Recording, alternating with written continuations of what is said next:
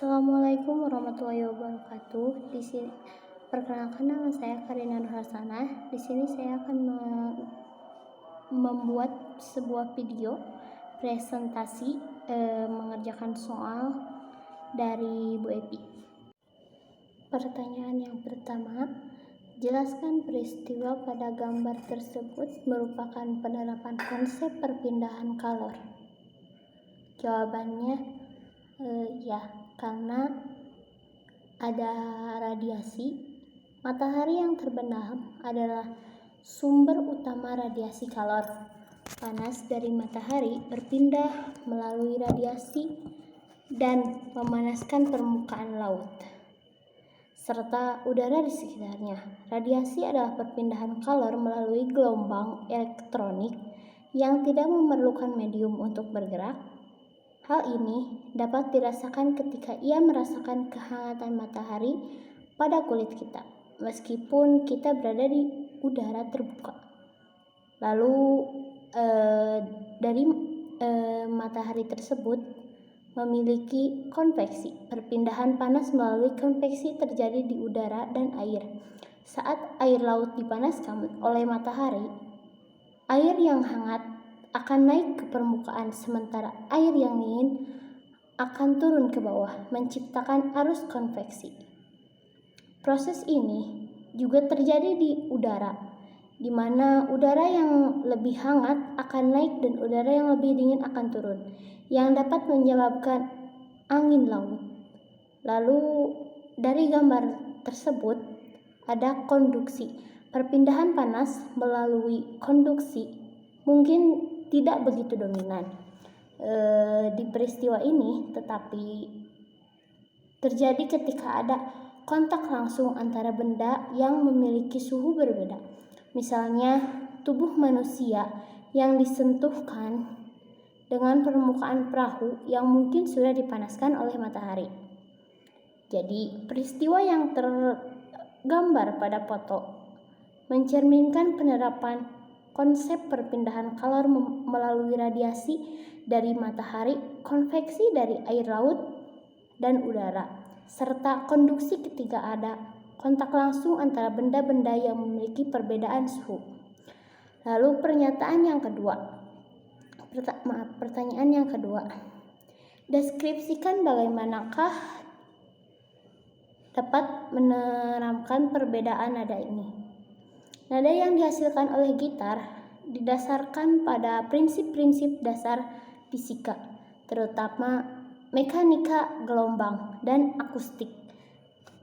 Ketika seniman memetik senar gitar, mereka menciptakan gelombang mencapai lubang resonansi. Gelombang mencapai lubang resonansi di badan gitar.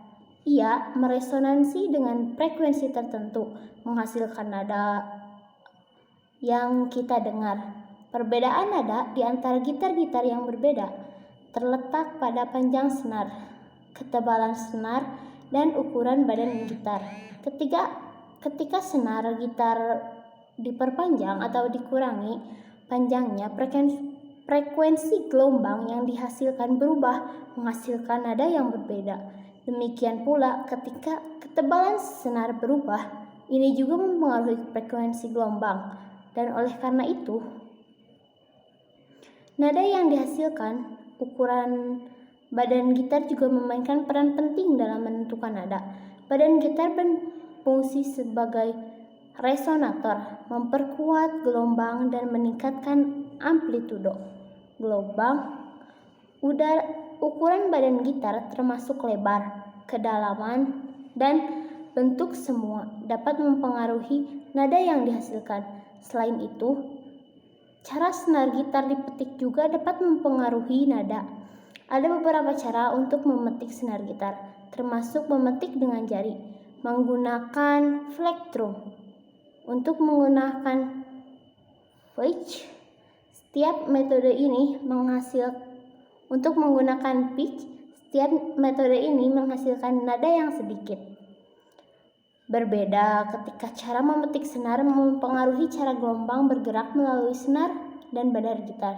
Secara ringkas, perbedaan nada di antara gitar-gitar berdasarkan pada kombinasi panjang senar, ketebalan, ukuran badan gitar, dan cara senar dipetik. Semua faktor ini bekerja bersama-sama untuk menciptakan suara unik dan berkarakteristik dari setiap gitar. Lalu ada pertanyaan yang ketiga. Analisis secara singkat, terjadi gelombang tsunami sehingga menghasilkan energi yang sangat besar.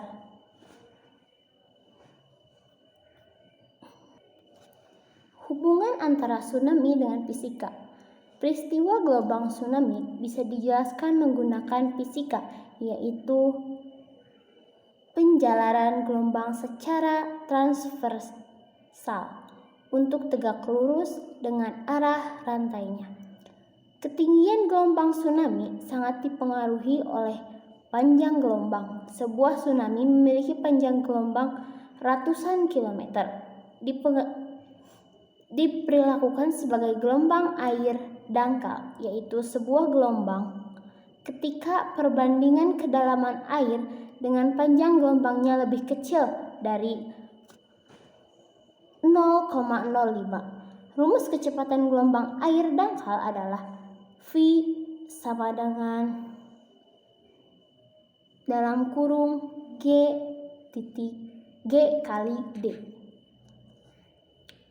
Lalu yang keempat, jelaskan pada termos ini dengan menggunakan hukum pertama. Termos adalah wadah yang dirancang untuk meminimalkan perpindahan panas antara isinya dan lingkungan, sehingga dapat mempertahankan suhu minuman panas atau dingin untuk jangka waktu yang lebih lama. Prinsip kerja termos dapat dijelaskan menggunakan hukum pertama termodinamika yang menyatakan bahwa energi tidak dapat diciptakan atau dimusnahkan, hanya dapat diubah dan satu bentuk ke bentuk lainnya.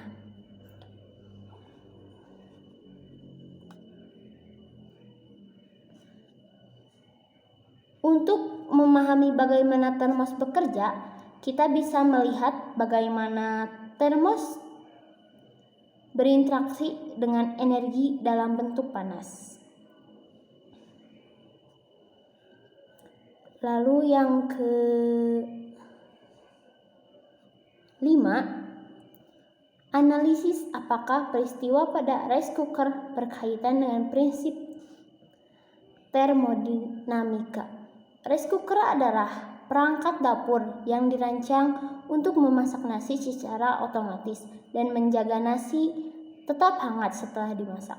Prinsip operasi rice cooker berkaitan erat dengan prinsip-prinsip termodinamika, termasuk hukum pertama dan hukum kedua termodinamika.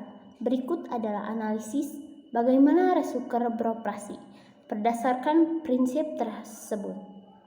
Hukum pertama termodinamika menyatakan bahwa energi tidak dapat diciptakan atau dimusnahkan, hanya dapat diubah dari satu bentuk ke bentuk dalam konteks rice cooker.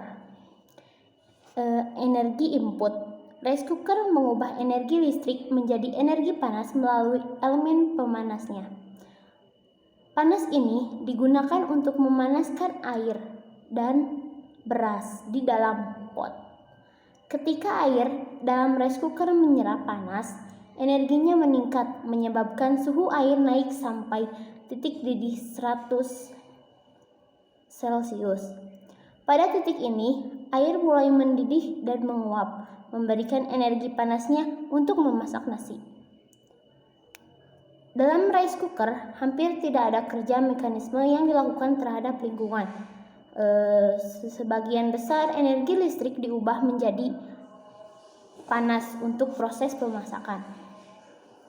Pemanasan air rice Saat rice cooker dinyalakan, elemen panas mulai bekerja, meningkatkan suhu air dan beras di dalam pot. Saat air mendidih, energi panas mengubah air menjadi uap. Uap ini memasak nasi, menuangkan energi panas menjadi energi internal dalam nasi yang membuat nasi matang. Rice cooker memiliki termostat untuk sensor suhu yang mendeteksi saat semua air tetap menguap. Ketika air habis, suhu pot akan meningkat secara cepat lebih dari 100 Celcius yang memicu rice cooker untuk beralih dari mode memasak ke mode memanaskan. Setelah nasi matang, rice cooker beralih ke mode memanaskan untuk menjaga nasi tetap hangat. Mode konservasi energi. Pada mode ini, rice cooker mengurangi daya yang digunakan untuk memanaskan elemen pemanas, sehingga hanya sedikit panas yang ditransfer ke nasi, cukup untuk menjaga suhu tetapi tidak cukup untuk memasaknya lebih lanjut. Hukum kedua termodinamika menyatakan bahwa panas berpindah dari daerah ke suhu lebih tinggi ke daerah dengan suhu lebih rendah, dan setiap proses termal melibatkan peningkatan entropi total sistem dan lingkungannya. Transfer panas. Panas dari elemen pemanas berpindah ke air dan beras, mengakibatkan peningkatan suhu sampai air mendidih dan menguap. Entropi. Proses pemasakan nasi meningkatkan entropi sistem rice cooker dan isinya, karena energi panas digunakan untuk mengubah air menjadi uap dan nasi menjadi matang, menyebabkan energi secara lebih merata. Operasi rice cooker sangat berkaitan dengan prinsip-prinsip termodinamika. Hukum pertama termodinamika menjelaskan konversi energi listrik menjadi energi panas. Hukum kedua termodinamika menjelaskan perpindahan panas dan meningkatkan entropis selama proses memasak. Rice cooker adalah contoh aplikasi praktis dari prinsip-prinsip di dalam kehidupan sehari-hari. Sekian video yang bisa saya berikan. Mohon maaf bila ada kesalahan.